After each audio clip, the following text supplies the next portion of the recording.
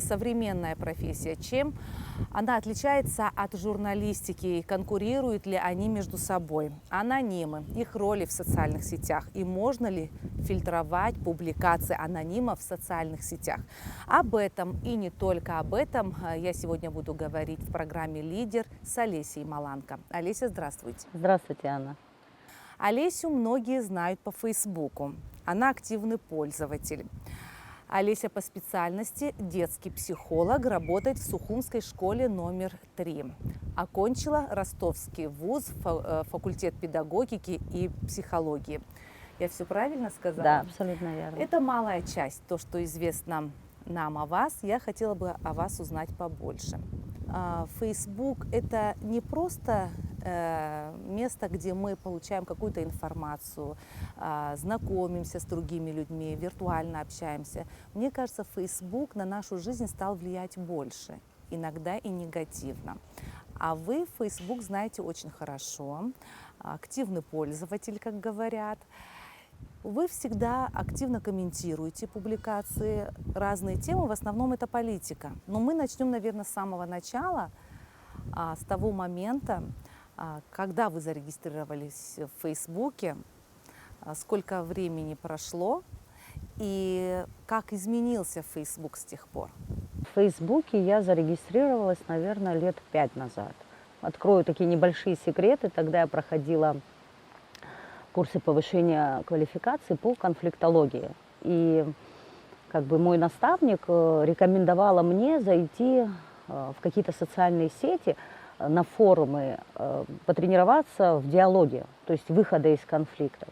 Вот. Я зарегистрировалась в Фейсбуке, прочитала, промониторила все публикации, комментарии и поняла, что чтобы мне войти в конфликт, то мне надо пойти против общественного мнения. И тогда я начала защищать, то есть чиновников, президента.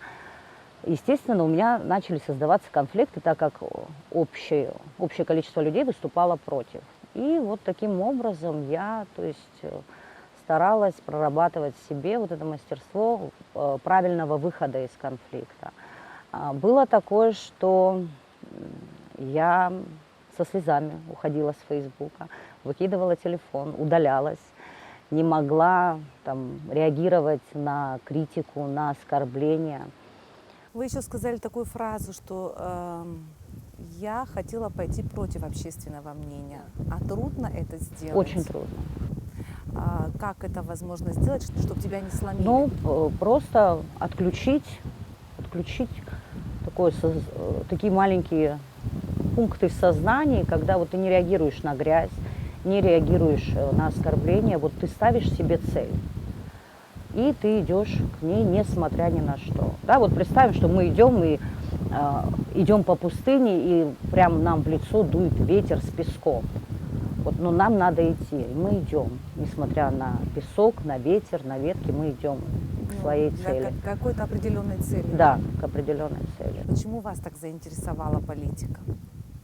Когда живешь в своей стране, и тебе не безразлично все, что происходит. Ну, у меня в характере, вот я борец с несправедливостью. Может быть, где-то надо быть сдержаннее, но я не могу, это не мой характер. С 2016 года, то есть я вот окунулась в политику, да. Я стала присматриваться к кандидатам в депутатов, парламента, городского собрания, кандидатам в президенты. То есть делать какой-то свой выбор, да, смотреть, кому бы я доверила свою страну, свою родину. Но вы, как гражданин, открыто выражали свою позицию, да, и свое несогласие с какими-то событиями, ситуациями. Да. Я не люблю, когда меня как-то в одни рамки сковывают. Да, вот это можно говорить, это нельзя говорить. Я говорю то, что я думаю. Из-за того, что вы говорите то, что вы думаете, особенно вы открыто критиковали бывшую власть, к вам не подходили с разборками, как это бывает, или там поговорить вне виртуальных обсуждений? Нет, таких ярых разборок у меня не было. Ну, почему? Потому что, и вот вы сами говорите, да, что вы читаете мои комментарии, вы видите, что я никогда не перехожу на личность, я никогда то есть не развожу грязь в сети. Это, в принципе, и моя жизненная позиция. Это не то, что там я боюсь кого-то. Нет, я не буду вступать там, в какие-то грязные обсуждения. Это не мое.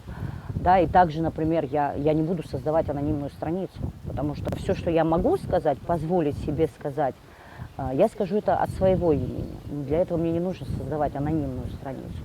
И хочу сказать, что даже в обсуждениях, даже в те времена, когда там Facebook яро горел, обычно он горит перед выборами, никогда со стороны моих оппонентов, да, в диалоге, тех же анонимов, ну вот оскорблений таких я не видела.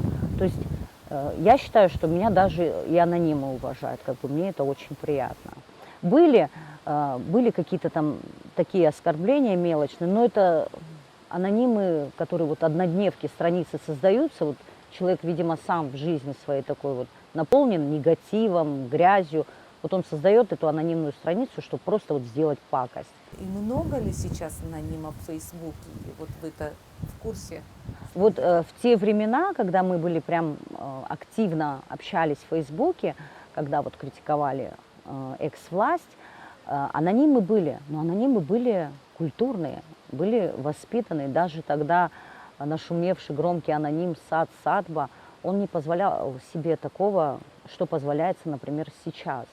Некоторые создают анонимную страницу, потому что связано с работой, да, они не могут открыто говорить, чтобы не было проблем по работе. Кто-то создает страницу, потому что хочет высказывать свое мнение, свою позицию, но боится осуждения или того, что вот подойдут там к маме, к папе, к родственникам, начнут говорить там, вот твой сын или твоя дочка так пишет, там это, ну, знаете, да, как у нас это бывает.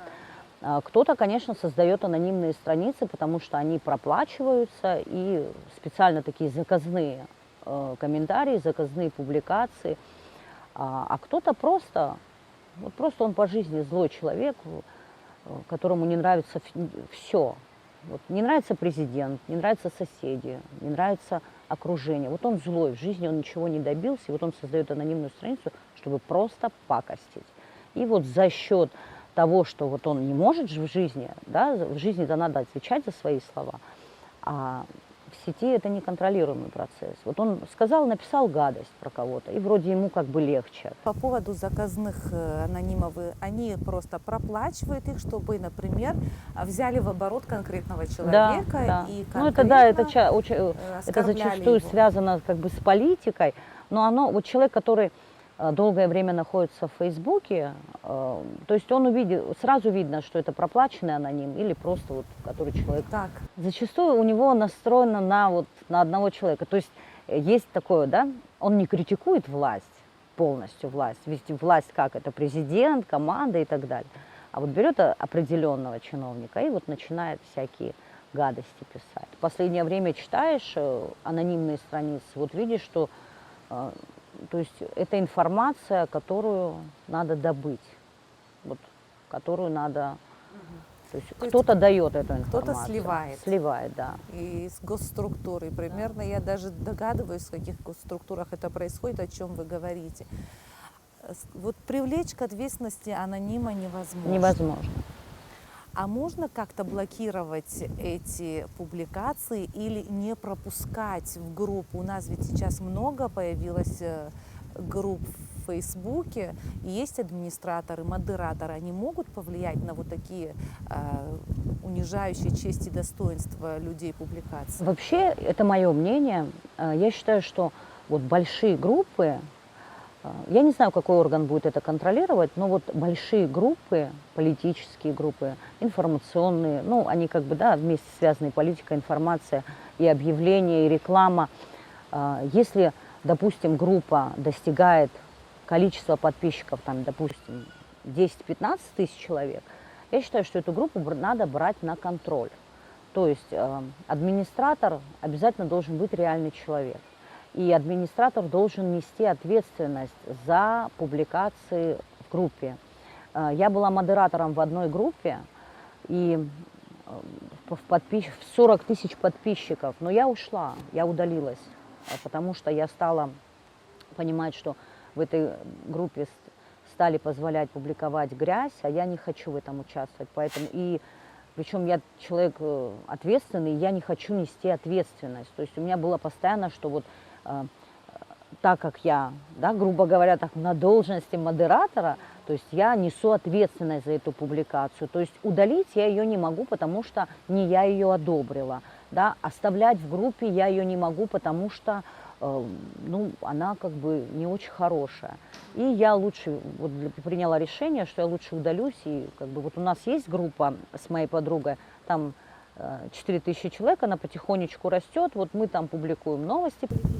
Давайте прорекламируем вашу группу, где администрация группы несет ответственность. Да, это Абхазия онлайн. Мы с моей подругой Екатериной Ласулей, она основатель этой группы. Ну вот тоже меня поставила администратором, так как ввиду семейных обстоятельств не может контролировать.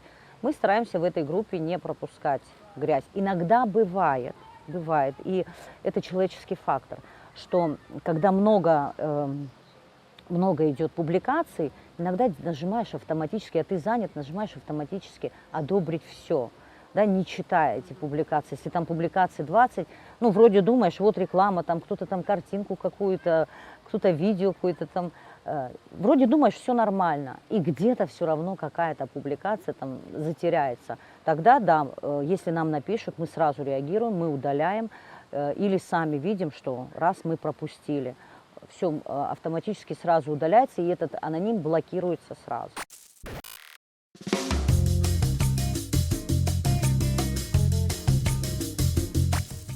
Вы считаете Facebook серьезной информационной площадкой? Да, да. А сегодня все перешли на Facebook. Молодежь, она ВКонтакте, там ТикТок, а старшее поколение, оно все в Фейсбуке. Facebook может конкурировать с телевидением? Скажу по себе.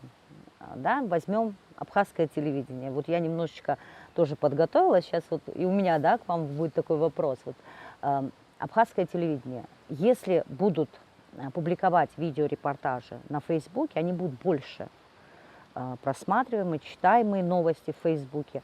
Например, я телевизор не смотрю, моя семья уже телевизор не смотрит. То есть у меня телевизор больше стоит для интерьера. Фейсбук такая хорошая площадка.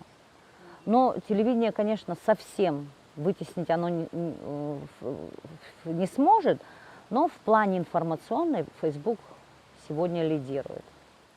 В этом случае мы, телевизионщики, делаем выводы, по крайней мере, абхазское телевидение. Мы есть в Фейсбуке, мы видим, что там есть зрители и просмотры. У нас есть страница в Фейсбуке. Кстати, Вот вы подписаны? Да, я подписана. Я вот перед нашей с вами встречей я вот немножечко промониторила, да, как вот сейчас абхазское телевидение по Фейсбуку.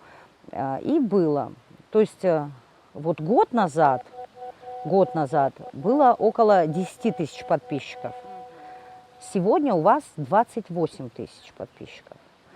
В Ютубе у вас 13 тысяч подписчиков. И вы, по-моему, еще завели, кажется, Инстаграм, если я не ошибаюсь. С недавнего времени мы, Но что я хочу сказать. Сегодня абхазское телевидение стало интересно смотреть. Это меня просили, да, вот мои знакомые, моя семья, что я вот иду на абхазское телевидение, там, ты обязательно скажи, что очень круто, что стало так интересно смотреть, что ждут передачи. Очень приятно. Мы стараемся на самом деле, и мы увеличили время эфира, и так приятно, если зритель это замечает, это нас стимулирует. Возвращаясь к политике, да, вот был брифинг оппозиционной ветеранской партии, да, где они требовали отставки директора. Ну как, ребята, какая отставка сейчас? Сейчас действительно телевидение стало живым. Мы видим чиновников, мы видим их работу. Власть все равно общается с народом посредством ваших репортажей. Да, и это благодарность вам, то, что мы сегодня видим, как работает тот или определенный чиновник. Спасибо большое за такие приятные слова. Нашим сотрудникам приятно это слышать. О чем сейчас больше всего спорят в Фейсбуке? Вообще есть дискуссии? Интересно сейчас в Фейсбуке? Изменились ли площадки за последнее время? Прошли президентские выборы, да, мы столкнулись с ковидом.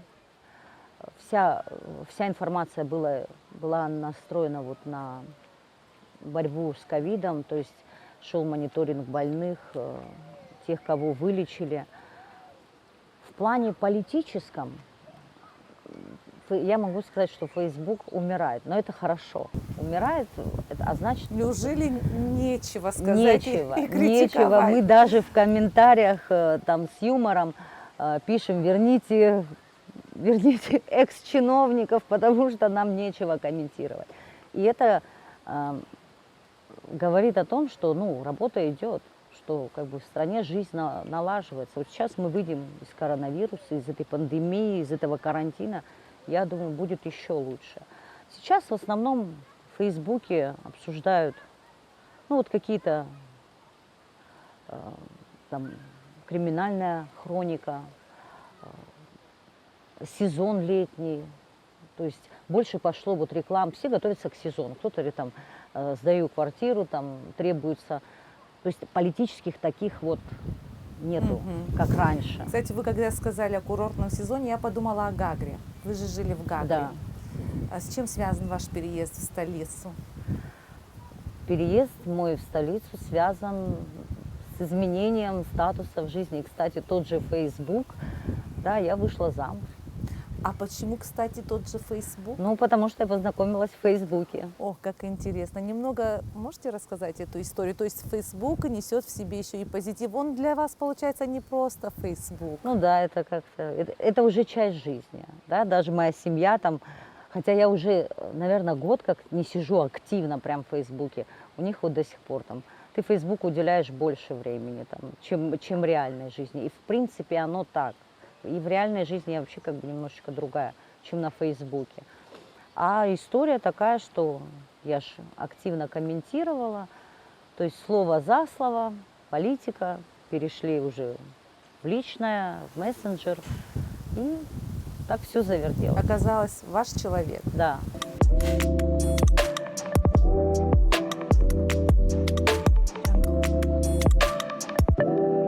А виртуальные друзья появляются у вас с теми, с которыми вы потом и в реальной жизни дружите, общаетесь? Я вообще хочу сказать, что люди, жители Фейсбука, как мы их называем, они очень добрые, и они даже помогают в благотворительности, в решении каких-то вопросов.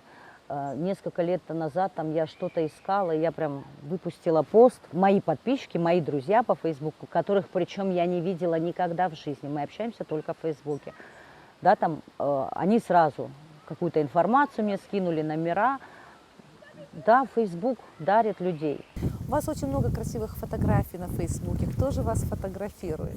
Когда сама, когда дочка.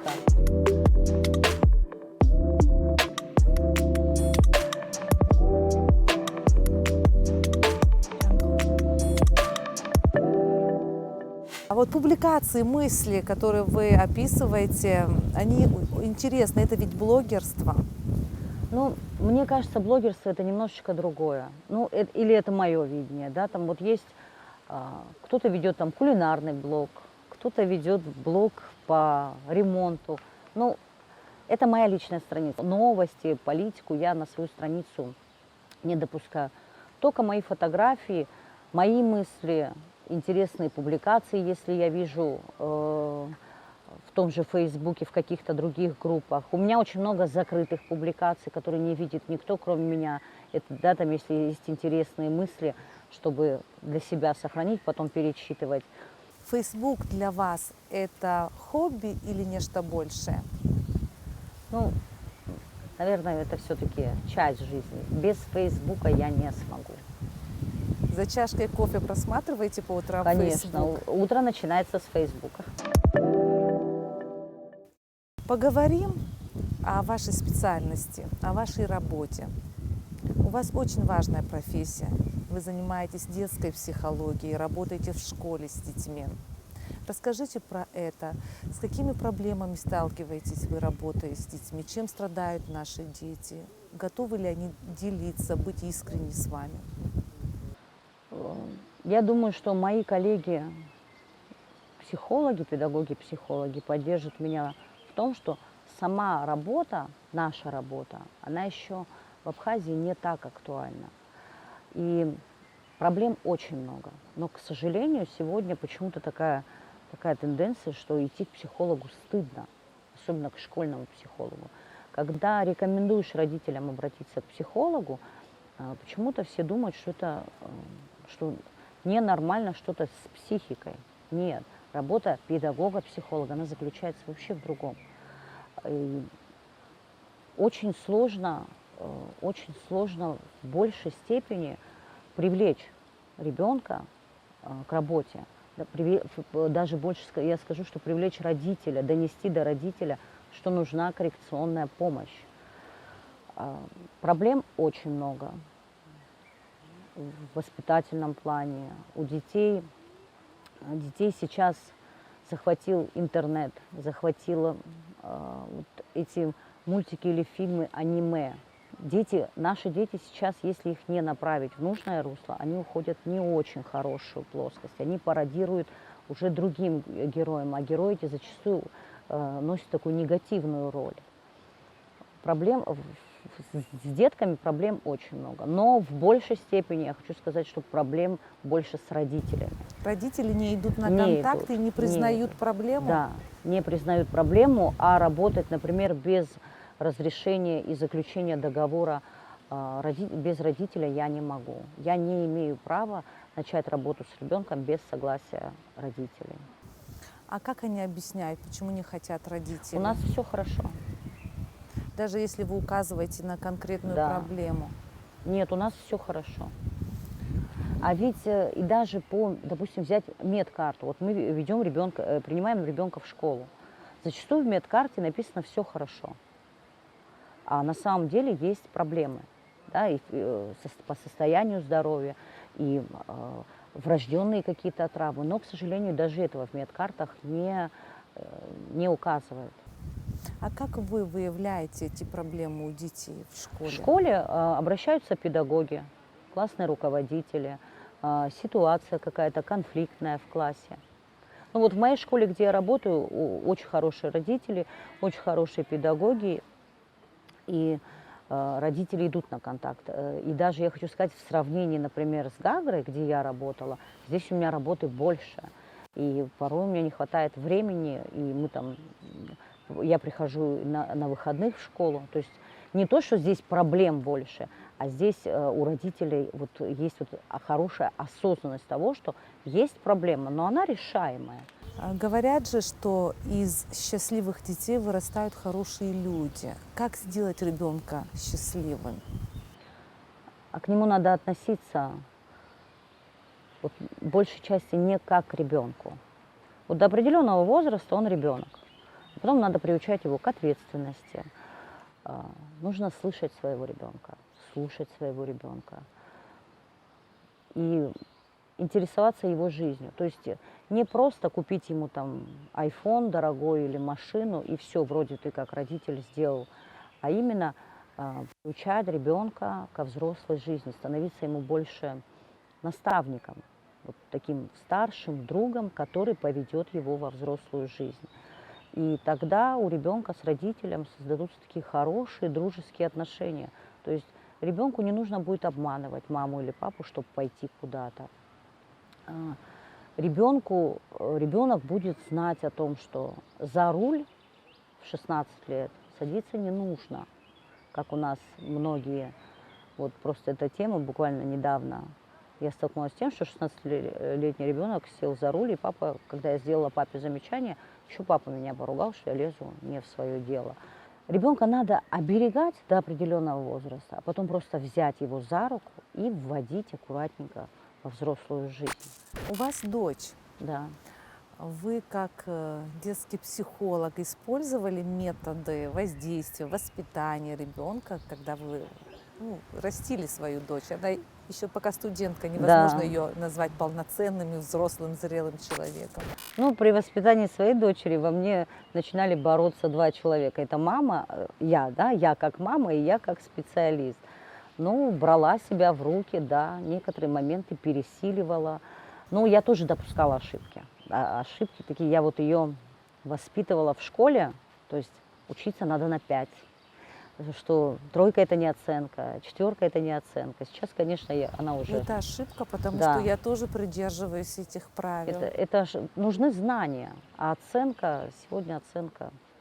Да, это я вот своим детям в школе говорю, что сегодня школа это ваша работа. Вот вы хорошо поработали, вы получили хорошую оценку. Плохо поработали, вы получили плохую оценку. Но гнаться за оценками, учить ради оценки не нужно. Родителям не нужно давить на детей, что нужно принести хорошую оценку. А сейчас с дочкой, вот она студентка университета, я вообще не лезу в образовательный процесс.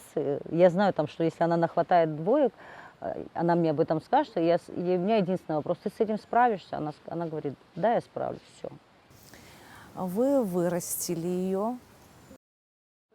Да. И ваша дочь учится в университете МВД. Все-таки МВД у нас ассоциируется с мужчинами. Это был ее выбор. И внешне это был ее выбор, это вопрос, кстати. А внешне она такая хрупкая. Так получилось, что когда ей было 5 лет, у меня умер муж, и я воспитывала ее одна. Я стала папой, а моя мама больше была вот как мама, потому что там финансовые вопросы, все завалилось на мои плечи, и большей частью воспитания занималась моя мама. То есть я была таким добытчиком и строгим папой в кавычки. И, скорее всего, я могу предположить, что я по своему характеру такой сильный человек, во мне больше, наверное, в моем характере больше мужского, чем женского. Может быть, моя дочка посмотрела на меня там и видела, как я справляюсь с проблемами, с какими-то задачами. Может, она захотела стать похожей, да, там, на меня. Но я всегда видела ее вот в сфере журналистики, телевидения.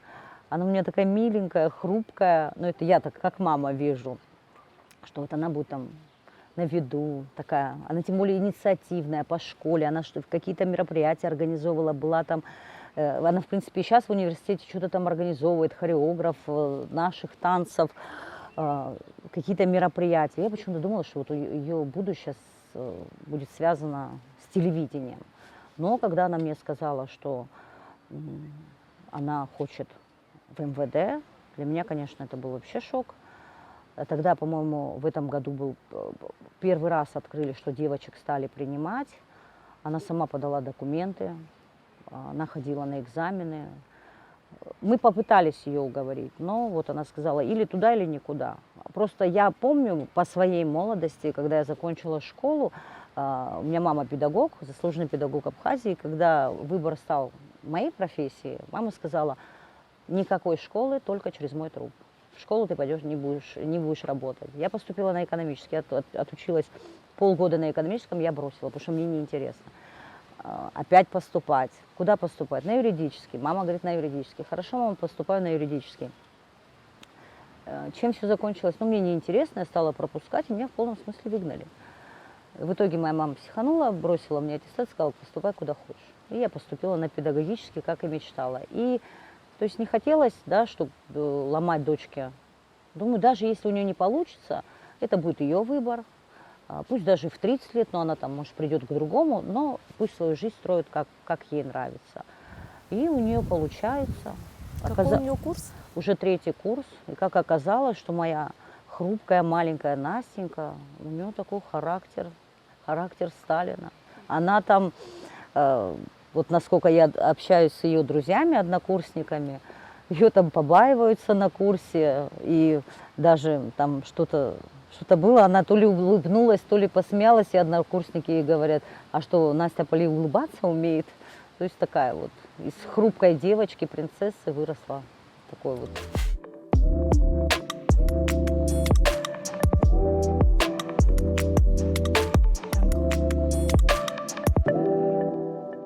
Она вам доверяет? Да. делится с вами секретами? Всем. И даже когда она была вот в подростковом возрасте, то есть нас воспитывали как? Нельзя. То есть если мне мама говорила нет, это вообще не обсуждалось. Вот я там, мам, можно я пойду к подружке на день рождения? Нет. Чтобы я задала вопрос почему, то есть вообще не обсуждалось. Как с Настей немножечко у меня было по-другому. Вот если она хочет куда-то идти, там, с классом они собираются, с друзьями, у меня были с ней договоренности. Я ее отпускаю до определенного времени, но вот, то есть везу ее я и забираю ее я, чтобы там она не садилась в такси, да, там, чтобы вот кто-то из друзей там не подвозил. У нас были определенные договоренности. И как бы воспитывая, да, вот на том, что я разрешу, меня не надо обманывать. Ты мне скажи, где ты находишься, я тебе разрешу, только чтобы я знала, где ты. То есть немножечко так, может, нехорошо. Я всегда ей говорила, Настя, если что-то случится, мне нужно знать, откуда начать искать. Да, это, естественно, страх любой мамы, это всегда, когда что с ребенком что-то случится плохое. Вот, и Настя знала, что бы она мне не доверила, что бы она не натворила, да, там, от банальной разбила чашку и до прогулов уроков, я не поругаю ее, я поговорю с ней. Но как-то недавно она мне призналась о том, что мама, когда ты мне звонила с работы, я звонила и говорила, что я приеду домой и мы поговорим, пока ты приедешь домой, я успевала получать 3 инсульта. То есть, хотя как бы строго, может быть, я такая, да, там, строгая с виду, хотя с ней, я бы не сказала, что я с ней была строго. Но она знала, что если, допустим, с чем-то я не согласна, мы садились с ней обсуждать, и я говорю, что вот мне это не нравится, что из этой ситуации может выльется вот так, вот так. Она прислушивалась? Да, она прислушивалась. И даже сейчас она вот взрослеет, то есть уже более взрослая жизнь, да, там уже более какие-то взрослые проблемы, там, с университетом, там, даже вот с подружками. Она всегда со мной советуется. Мало того, она советуется еще ее подружки со мной. Мы обсуждаем там по видеосвязи, собираемся, сплетничаем.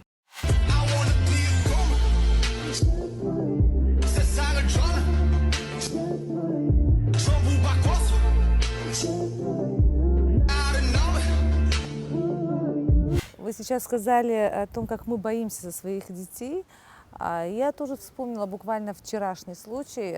У сына телефон был отключен, я ему звоню, не берет трубку. У меня, конечно, сразу же паника. Мамы друг друга поймут. Кто-то ему звонил, он вышел. А кто ему позвонил, я не спросила. С ребятами же немножко посложнее. Они хотят свободу, они не хотят отчитываться. Как воспитывать? Есть разница, кого воспитывать, мальчика или девочку? Да, конечно. Я всегда думала о том, что сложно с девочками. Что мальчик может такого там натворить? Ничего, там, с девочкой как-то посложнее. Но, воспитывая свою дочку, видя, как воспитывают детей мои подруги, знакомые, работая в школе, сталкиваясь со многими, сталкиваясь с тем, что я вижу на улице, я понимаю, что мальчика сегодня сложнее воспитывать. Во-первых, мальчик должен утвердиться и на улице, как личность, как мужчина, в то же время не испортиться. Но важную роль в воспитании мальчика, естественно, играет папа. Если по каким-то причинам нет папы, нужно обязательно, чтобы это был или дядя, или вот старший наставник, мужчина. Мамы, они, конечно, такие вот, они больше опекают. А именно в взрослой мужской жизни должен вот активное участие принимать папа. Мы с вами познакомились, получается, виртуально. Я вас увидела в Фейсбуке, и я тоже активный пользователь Фейсбука. Я для себя беру там информацию, использую чисто какие-то профессиональные методы. И плюс отслеживаю наши публикации абхазского телевидения, которые мы активно сейчас публикуем в Фейсбуке, какие у нас просмотры, есть ли перепосты, лайки. Использую с чисто профессиональной точки зрения в первую очередь. И, конечно, есть люди, которые мне симпатичны, с кем я там общаюсь и знакомлюсь. Могу сказать, что вы одна из них. Вот вы спокойно реагируете, даже если люди пытаются вас укусить, как-то задеть. Мне это удается сложно. Ну вот от того, что о вас написали что-то в соцсетях нехорошо. Изменилась ваша жизнь? Нет. Вы красивая женщина, вы умная женщина, вы прекрасная мама, прекрасная жена. Каким образом это повлияло на вашу жизнь? Когда кидая в человека грязь, останется в твоих руках. Вот, А до человека не дойдет. да, она не доходит до вас. Вот я серьезно вам говорю, несмотря на то, что я активный пользователь Фейсбука, я никогда не читала про вас грязь. Я не знаю. Вот я не вижу этой грязи. И вы не читаете. Вот немножечко отвлекусь, да, идет публикация. Ведь я тоже, несмотря на то, что я активный пользователь по своей специальности, я мониторю и комментарии, и публикации, и комментарии к ним, и реакцию общества. Мне это очень интересно, я вот увлекаюсь этим, то есть как общество реагирует. И недавно там какая-то публикация была, тоже нехорошая, про человека. Вот я ее не комментирую, хотя мне хотелось заступиться, высказаться, прям защитить человека. Но думаю, не буду комментировать, посмотрю.